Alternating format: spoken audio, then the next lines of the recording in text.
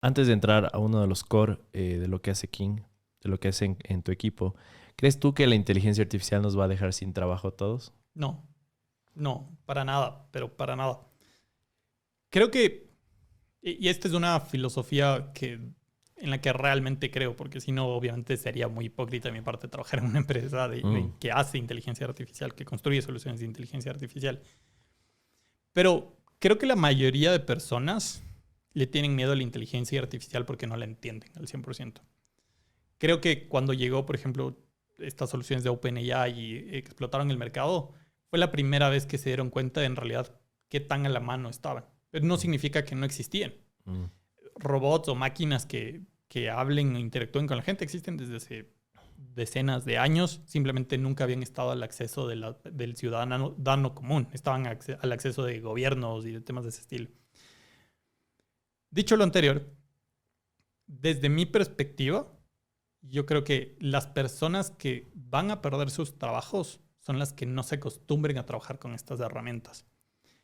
Y es algo súper claro desde la perspectiva de cómo eran las empresas antes de que existan ERPs, antes de que exista Excel. Funcionaban en hojas. Llegó Excel y la cantidad de contadores que tenían llenando hojas, esas cuadriculadas de colores que me acuerdo que mi abuelo tenía en su momento, fueron completamente reemplazados. Pero no fueron reemplazados los que sabían cómo funcionaba el negocio. Fueron reemplazados los que no se adaptaron con el conocimiento del negocio a usar las nuevas herramientas. Pero en realidad lo que hizo Excel cuando llegó, los ERPs, en general los sistemas, fue mejorar la productividad de la gente. Y desde nuestra perspectiva de King Analytics en general, nosotros creemos más en la colaboración con las herramientas que en el reemplazo por herramientas. Y cuando hablamos de colaboración, vamos al concepto más drástico posible de colaboración, que es incluso cómo colaboran entre empresas similares información para tomar decisiones conjuntas de mejor manera.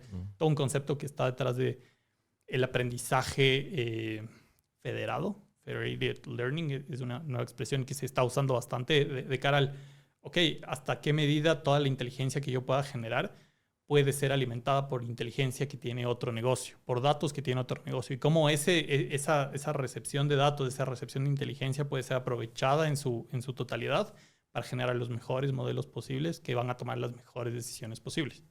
Qué interesante. Algo que escuchaba es que igual, si seguimos esta tendencia, más bien aquí hay muchísimas oportunidades, ¿no? Porque se están abriendo muchísimas plazas de trabajo. Entiendo que igual su equipo ha crecido muchísimo en estos años, no solo por la demanda, sino por todos los avances que están desarrollando como equipo. Entonces entiendo claramente que más bien es una oportunidad y es importante actualizarse de la forma que podamos hacerlo, ¿no? Algo que también tocaste que me parece súper interesante es, ¿y qué realmente es inteligencia artificial?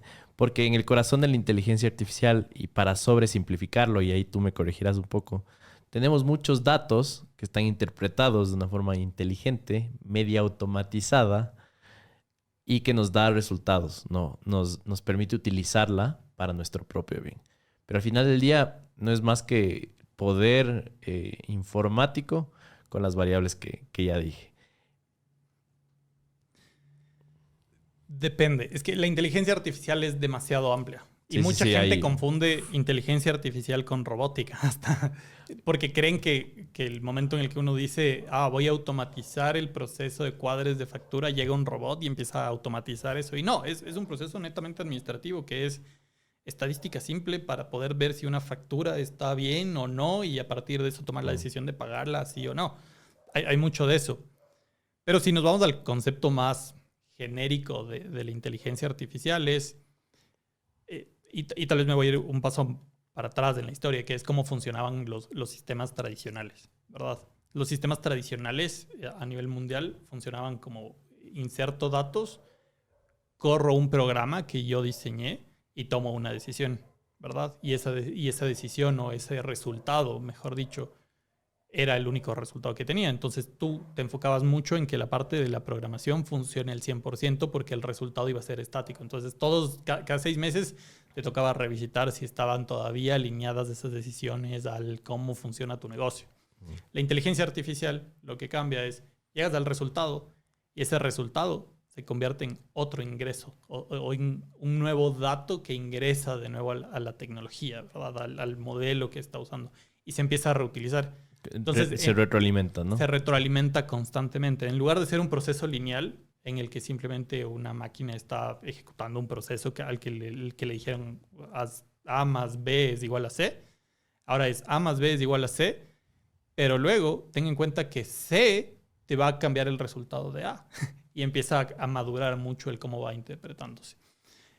Eso a nivel estadístico es en general lo que es inteligencia artificial, pero de ahí hay un montón de ramas distintas que simplemente van aprendiendo en el tiempo. Hay desde reconocimiento de imágenes, que es una tecnología en sí, hasta todo lo que es el LLMs con ChatGPT y modelos de lenguaje bastante masivos que evidentemente se basan en el mismo concepto estadístico, pero lo llevan a un nivel más vocal.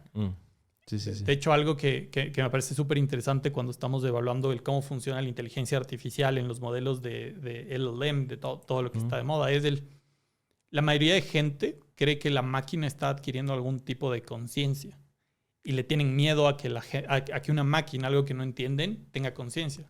Es lo que pasa con este ingeniero de Bard, ¿no? Sí. Leyes de caso. Pero al final del día no es que la máquina está teniendo una conciencia, está interpretando una serie de datos de información con la que se alimentó, que le dicen que responda la distinta serie de palabras que está por responder. Que está a continuación. Da miedo porque a veces nuestra mente, como personas, obviamente, se limita a ver esas cosas de ok, ¿qué es lo que realmente está pasando con esta máquina? No está generando conciencia. Seguramente está dando una respuesta en base al cómo yo le hice una pregunta, no necesariamente en base a lo que está pensando, lo que está creando, porque la inteligencia artificial no crea cosas, reinterpreta una realidad y da resultados. Reinterpreta una data y da resultados. Y esa es una diferencia que es súper importante entenderla en el cómo funciona. Y de hecho eso me lleva a un punto incluso más importante de la pregunta que me hacías antes de ¿nos van a reemplazar o no? Jamás. Porque una máquina no siente. Si yo a una máquina hoy en día le pongo a operar una empresa y simplemente le digo, sé tan rentable como pueda ser, va a ser un caos ecológico, va a ser un caos operativo, va a ser un caos administrativo, porque no parte del entender que las personas tenemos sentimientos, tenemos problemas y en el día a día nos podemos sentir de distintas formas y en el día a día no todas las decisiones son económicas. Esa es la principal razón por la cual las máquinas no nos van a poder reemplazar. Van a reemplazar muchos cargos, van a reemplazar muchos roles específicos dentro de empresas, pero no van a reemplazar el espíritu que uno tiene de empresa desde el principio. Completamente de acuerdo. Y algo que sé que es súper importante para esta conversación es, de primera mano, desde su equipo, desde los productos que ustedes desarrollan, ¿qué industrias o qué áreas de diferentes empresas está transformando por completo la inteligencia artificial?